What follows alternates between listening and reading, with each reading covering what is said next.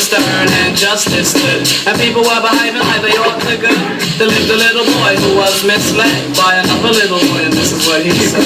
Me and you, time, we're gonna make some cash, robbing old folks and making the dash. They did the job, money came with ease, but one couldn't stop, it's like he had a disease. He robbed another and another, and a sister and a brother. Tried to rob a man who was a DT undercover. The cop grabbed his arm, he started acting erratic. He said, keep still, boy, no need for static. Punched him in his belly and he gave him a slap. But little did he know the little boy was strapped. The kid pulled out a gun, he said, why'd you hit me?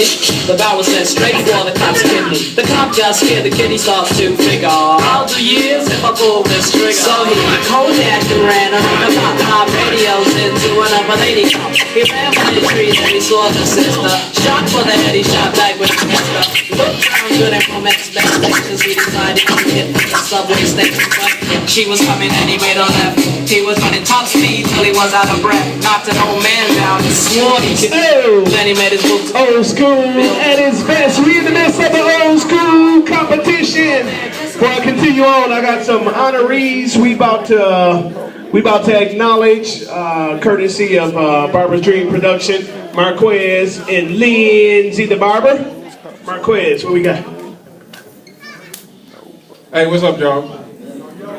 We had to do this, and one of the reasons why we had to do this is because we lost a great leader in our city not too long ago. He was a salon owner, also stylist, barber, and you know we was going to honor him at our competition, but due to his passing away, we thought that we still needed to bring reverence to him and the things that he has done.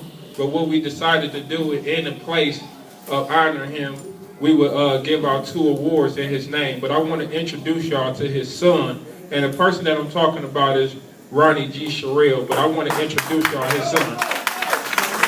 This is Ronnie Jr. Hey, how y'all doing out there?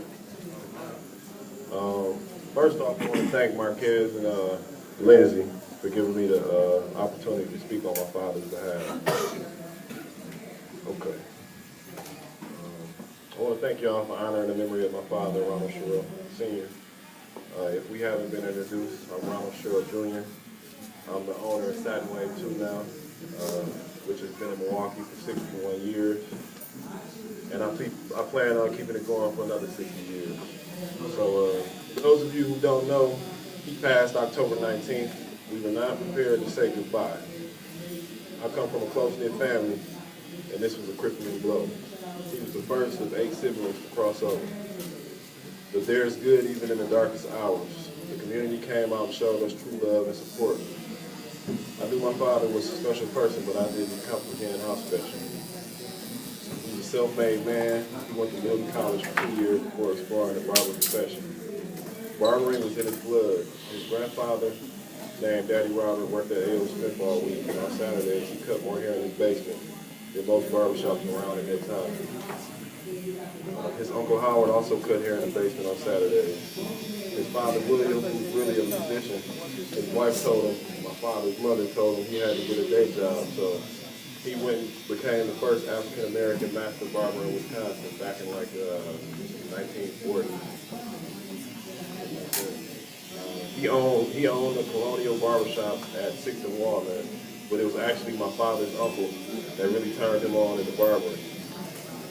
His name was James Flippin, also known as Flip. He was well known in the community. His shop, Satin Wave, was a popular meeting place for all elements of the community. My father worked at Satin Wave and later assumed ownership upon Flip's death. He was the owner for 27 years before he passed. I knew my father was a people's person, but I was not prepared for the outpouring of the support the community extended to our family. My father was a friend to many, and he touched the lives of so many people. So, according to the dictionary, dedication is the quality of being dedicated or committed to a task or purpose. A few synonyms are commitment, diligence, zeal, persistence, tenacity, drive, and stand power. I'm sure you all will agree my father, Ronald Sherrill, was a dedicated man. Thank you.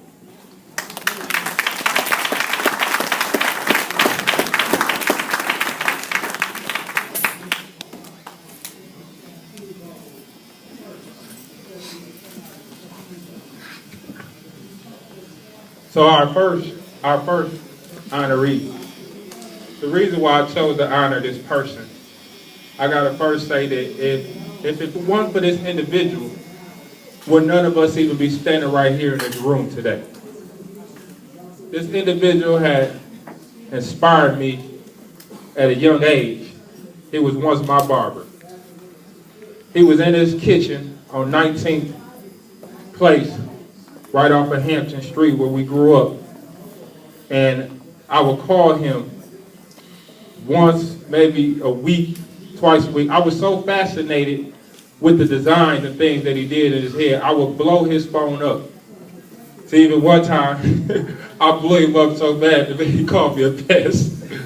But it was something that about what he did that inspired me. I had no desire to be a barber at the time. I was just fascinated with what he was doing.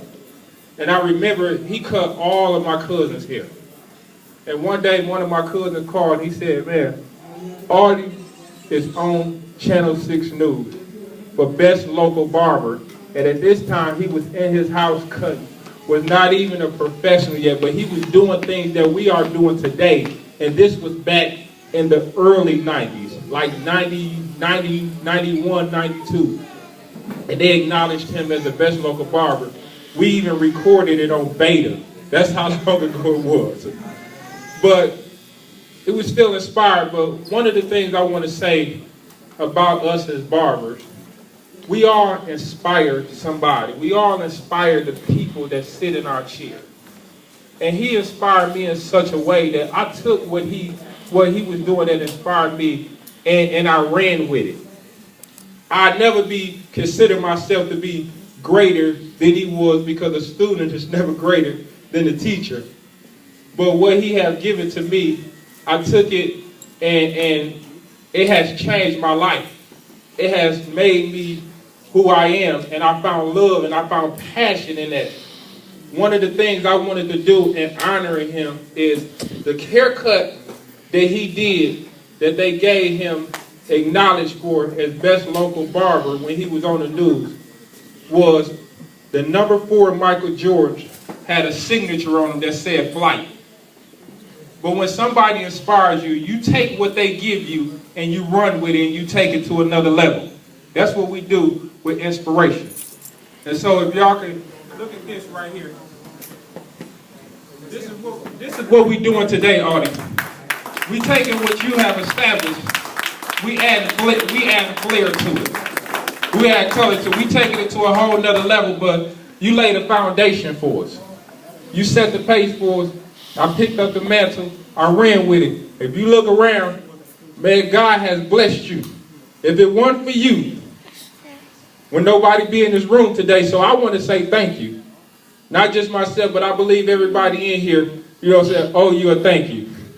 Can y'all clap y'all hands for this man. He's been doing it a long time. And not only has he been doing it, he's still doing it. He still got it. He can still do it.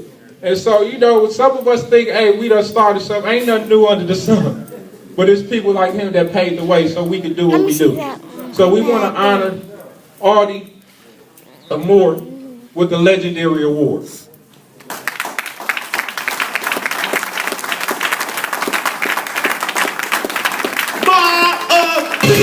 Walk through Coliseum doors, and roll all over Coliseum floor. I stand on stage at Live Aid, all the people gave, and the poor got paid. And I was speakers, I didn't speak, I wore my sneakers. Man, 50 minutes. You like an hour now. I wouldn't have cared if it was 5 people in here. That's when you get acknowledged, like, by your peers, people who you didn't even know you touched. It's a blessing, and I thank God for that blessing right now. To see everybody in here, like people I don't even know. Some people I do know that I'm cutting their kids' hair now, and thank you, and not to even tell you. Well, I don't care how old I really am. Looking at a 43-year-old man who started with one set of clippers in my mama's kitchen, leaving hair everywhere. And I was just fortunate to just be blessed. God touched my hands. All of y'all in here, you're not just talented. You are blessed. You are anointed. Your hands, a computer will never be able to do your job. You should be thankful for that.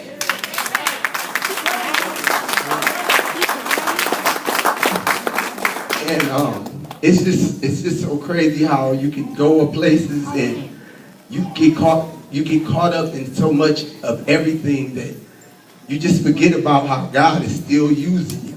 So all of us know that what G said, that you have a responsibility to all your clients, and not to say that we're perfect or super saints, but yes, even something as small as watching our language in front of our children and our women while we're in the shop, that you just don't know how you bless, I mean, you just bless young souls, you know.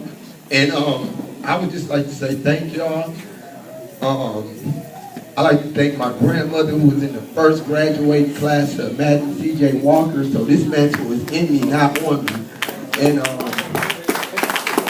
man, I dedicate this to my uncle, Reverend A.J. Thank you.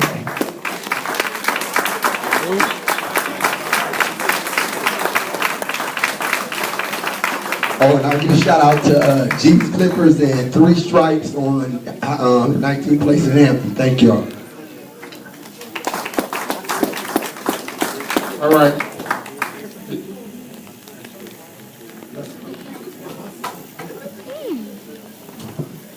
This next honoree, we had to do this one too.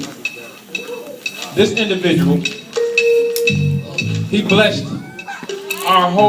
the whole state of Wisconsin in such a way to where even things that we have been fighting for years.